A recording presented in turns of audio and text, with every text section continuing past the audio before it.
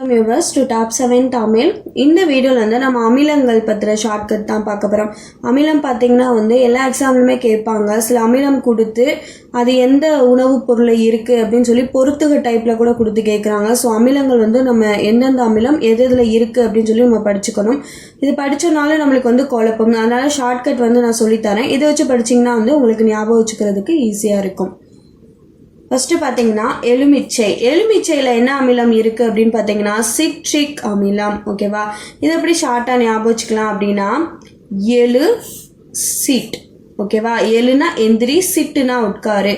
அப்போ எலுமிச்சைனா சிட்ரிக் அமிலம்.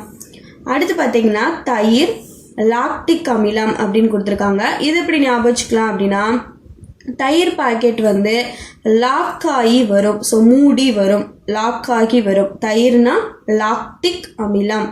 அடுத்து பார்த்தீங்கன்னா தேநீரில் வந்து டானிக் அமிலம் வந்து இருக்கு. இது எப்படி ஞாபகமாக வச்சுக்கலாம் அப்படின்னா டானிக் வந்து தேன் மாதிரி இருக்கு. ஓகேவா, டானிக் வந்து தேன் மாதிரி இருக்கு. அடுத்து பார்த்தீங்கன்னா திராட்சை டார்டாரிக் அமிலம். இது எப்படி ஞாபகம் வச்சுக்கலாம் அப்படின்னா திராட்சை வந்து டார்க்காக இருக்கு. ஸோ டார்க் கருப்பாக இருக்குன்னு சொல்லலாம். அதுதான் திராட்சை வந்து டார்க்காக இருக்கு. அப்போ டார்டாரிக் அமிலம். அடுத்து வந்து தக்காளியில் வந்து ஆக்சாலிக் அமிலம் வந்து இருக்கு. ஸோ இதை எப்படி ஞாபகம் வச்சுக்கலாம் அப்படின்னு பார்த்தீங்கன்னா தக்காளி சாதம் ஆஷா அப்படின்னு அதான் ஆஷா அந்த மாதிரி ஞாபகம் வச்சுக்கலாம். ஸோ தக்காளினா ஆக்சாலிக் அமிலம். அடுத்து வந்து வினிகரில் எது இருக்குன்னா அசிட்டிக் அமிலம் வந்து இருக்கு.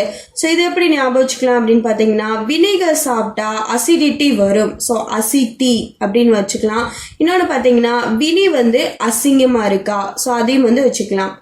அடுத்து பார்த்தீங்கன்னா எறும்பு தேனியின் கொடுக்கு. இதில் எந்த அமிலம் இருக்குது அப்படின்னு பார்த்தீங்கன்னா பார்மிக் அமிலம் வந்து இருக்குது. ஸோ இதை எப்படி ஷார்ட்டாக ஞாபகம் வச்சுக்கலாம் அப்படின்னு பார்த்தீங்கன்னா எறும்பும் கூட்டமாக இருக்கும், தேனியும் கூட்டமாக இருக்கும், பார்லியும் வந்து கூட்டமாக இருக்கும். ஸோ அந்த மாதிரி ஷார்ட்டாக ஞாபகம் வச்சுக்கிட்டா எழுதிடலாம். எறும்பு தேனியின் கொடுக்கில் வந்து ஃபார்மிக் அமிலம் இருக்குது. அடுத்து பார்த்தீங்கன்னா ஆரஞ்சு அஸ்கார்பிக் அமிலம். இது எப்படி ஷார்ட்டாக ஞாபகம் வச்சுக்கலாம் அப்படின்னா ஆரஞ்சு கார் வச்சிருக்காங்க. ஸோ ஆரஞ்சு கார் அஸ்கார்பிக் அமிலம் எழுதிடலாம். அடுத்து வந்து வயிற்றில் சுரக்கும் அமிலம் எது அப்படின்னு கேட்டாங்கன்னா ஹைட்ரோக்ளோரிக் அமிலம். ஸோ இது எப்படி ஞாபகம் வச்சுக்கலாம் அப்படின்னா ஹைட்டாக இருக்கவங்களுக்கும் குள்ளமாக இருக்கவங்களுக்கும் வயிறு இருக்கும்.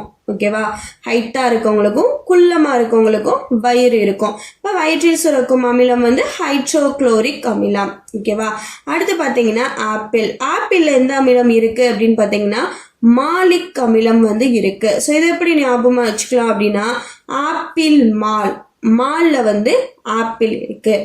வீடியோ வாட்ச் பண்ணதுக்கு தேங்க்யூ.